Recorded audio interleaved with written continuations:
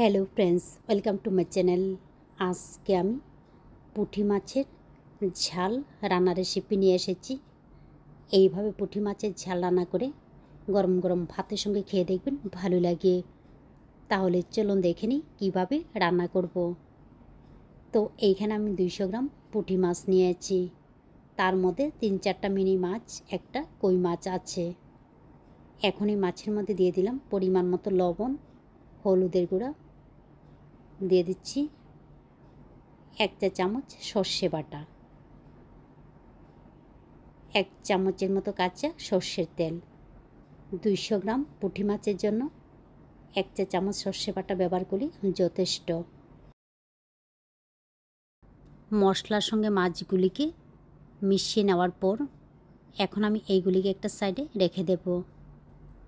এরপর gas on করে কড়াই গরম করে নেওয়ার পর দিয়ে দিলাম সর্ষের তেল। সর্ষের তেল দিয়ে কিন্তু রান্নাটা করতে হবে। তেল গরম হয়ে গেলে ফোড়নের মধ্যে দিয়ে দিলাম কালো জিরা ফোড়ন, কুচি করে কেটে নেওয়া বড় দেখে একটা পেঁয়াজ। পেঁয়াজটা যদি পছন্দ না করেন তাহলে বাদ দিতে পারেন, পেঁয়াজ না দিয়েও কিন্তু রান্নাটা করা যাবে। তো পেঁয়াজগুলিকে ভেজে নেওয়ার পর দিয়ে দেব লাল মরিচের গুঁড়া। লাল মরিচের গুঁড়ার পরিবর্তে কাঁচা লঙ্কা বাটাও কিন্তু ব্যবহার করতে পারেন। দিয়ে দিলাম সামান্য একটু হলুদের গুঁড়া, 1/2 চা চামচের থেকেও কম জিরার গুঁড়া।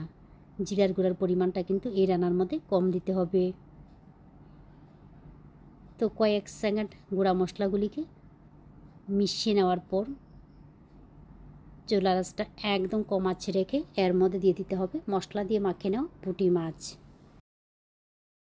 এখন মাছের কাঁচা গন্ধ চলে যাওয়া পর্যন্ত এইগুলিকে মিশিয়ে নিয়ে কম আঁচে কষিয়ে নিতে হবে।